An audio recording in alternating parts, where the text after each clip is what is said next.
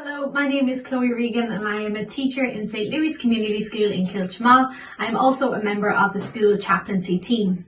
Today I will be looking at the parable of the prodigal son from the Gospel of Luke for our reflection. Jesus said, "There was a man who had 2 sons. The younger of them said to his father, 'Father, give me the share of the property that will belong to me.' So he divided his property between them. A few days later, the younger son gathered all that he had and travelled to a distant country. There he squandered his property in desolate living.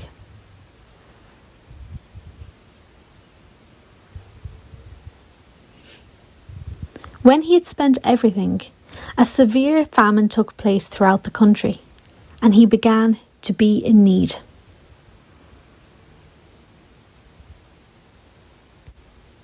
So he went and hired himself out to one of the citizens of the country, who sent him to the fields to feed the pigs.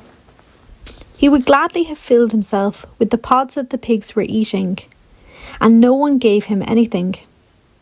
But when he came to himself, he said, 'How many of my father's hired hands have bread enough to spare, but here I am dying of hunger.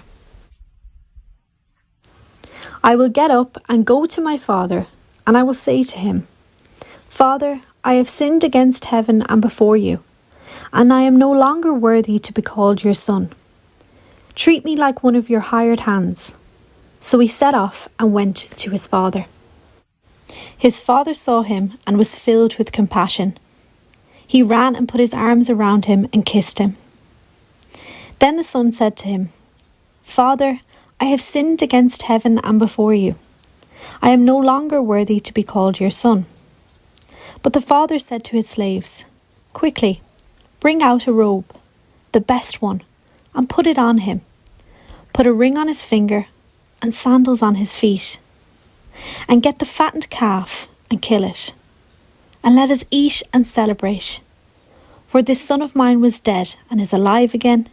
He was lost and is found.' And they began to celebrate."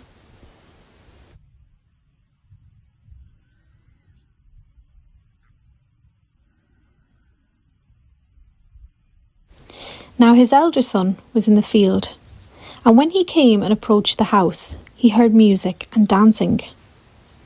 He called to one of the slaves and asked what was going on. He replied, "Your brother has come back." He became very angry and refused to go in. His father came out to him and began to plead with him. His father said, "Son, you are always with me, and all that is mine is yours. But we had to celebrate and rejoice, because this brother of yours was dead and has come to life. He was lost and has been found."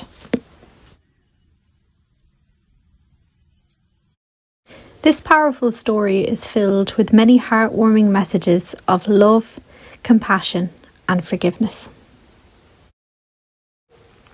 It is difficult to always remember to cherish the people in our lives that are most important to us. This is especially difficult when we are presented with many challenges, such as personal struggles and the global pandemic that we have all faced as of late. This parable reminds us of the importance of cherishing our loved ones. It also reminds us that regardless of our mistakes or our personal struggles, God will always be a source of comfort and support for us. The message of forgiveness and understanding in this story reminds us of the importance of taking the time during Lent to possibly say sorry or forgive others for their mistakes. This year has been difficult for many. People have lost loved ones, encountered sickness, and felt isolated from the ones they care about the most. The father in this story acts as a role model for us all during this time of Lent. He teaches us that we should always try, even if it's difficult, to love, support, and forgive those who have wronged us. The Father reminds us of God's everlasting love for us. Let's take this special time of Lent to forgive, to appreciate, and to pray for those who may need God's love and support at this difficult time.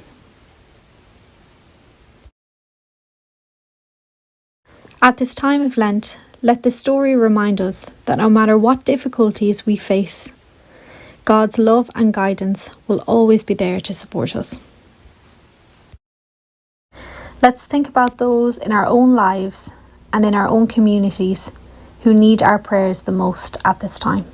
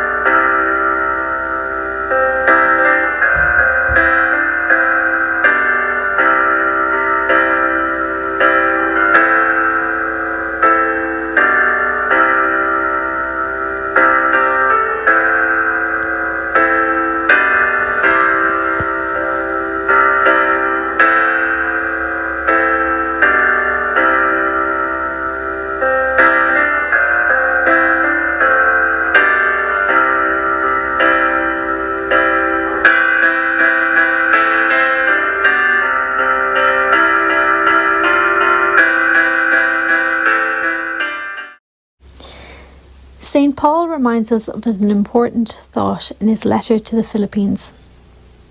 Do not be anxious about anything, but in every situation, by prayer and petition, with thanksgiving, present your requests to God.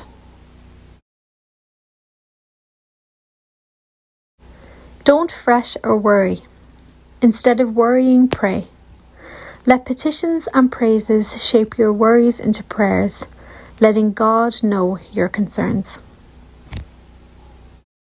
To conclude this evening's reflection, let us ask God for forgiveness and for help in forgiving others. Lord, just as you so generously forgive me, help me also to forgive others and not keep any form of hate or anger within my mind. Bestow the power of love upon us all. Amen. Thank you very much for joining our chaplaincy team this evening in reflecting on the importance of forgiveness during this special time of Lent.